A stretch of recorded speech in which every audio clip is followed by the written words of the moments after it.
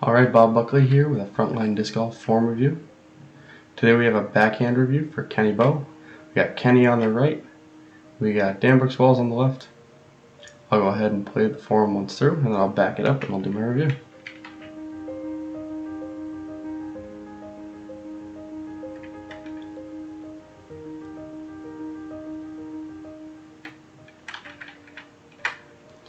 Okay, so first thing I noticed was how fast Kenny throws.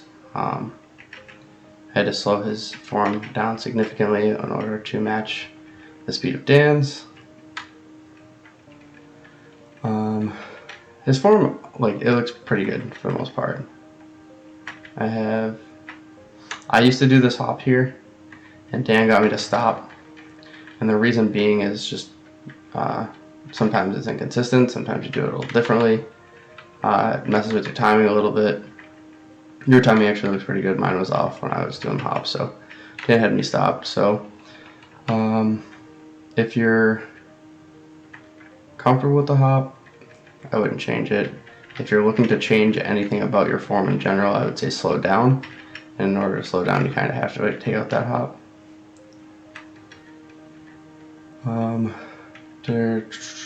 Turning your shoulders, you're not completely turning your shoulders during your reach back. So when we get to here, the shoulder is almost turned all the way, but you'll notice when Dan's turned, you can't see his other shoulder. So I tell people to act like there's somebody standing at the back of the tee pad and you're trying to reach back and hand them the disc.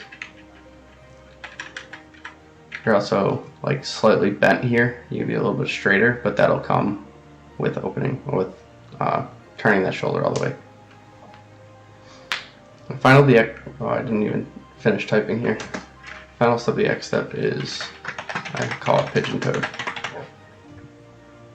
So, as you'll notice here, you're pointing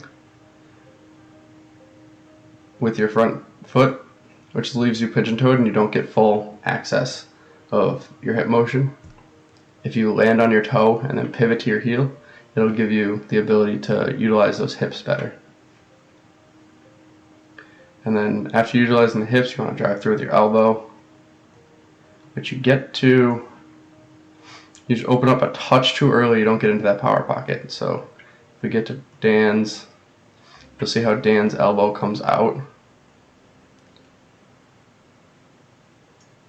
And I call it breaking the glass. If there was a glass window pane right here, he would have driven his elbow through and shattered it. So you want to get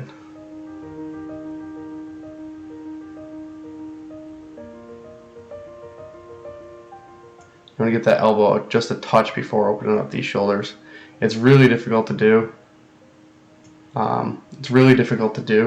But if you get it, you'll notice in almost an instant difference in distance. And then, for the most part, the form looks really good. The X step is good. It's not too big. A lot of times you see the X step is too large and it's forcing them to turn their hips back. We like to see a nice small X step, which we have here, even if he is levitating at this point. His reach back timing looks good.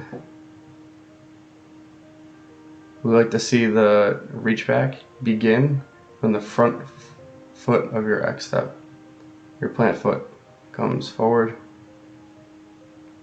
and your reach back should peak when your plant foot touches, which it does. It's good. His weight shift is good. He's off this back foot and shift all of his weight to his front foot. His weight is over his front knee. That's good. And he follows through. So those are all the checkpoints I really do during my form review. I'm just doing one more once over, just make sure that I don't see anything else, but everything else looks pretty good.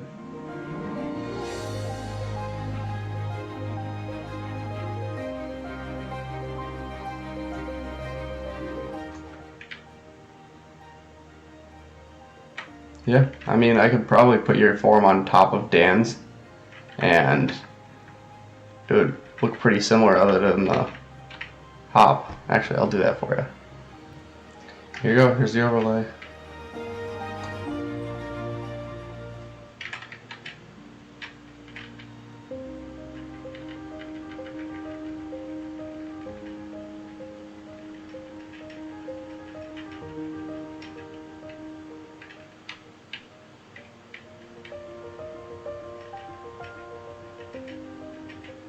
So as you can see, they're pretty similar. There's very subtle differences.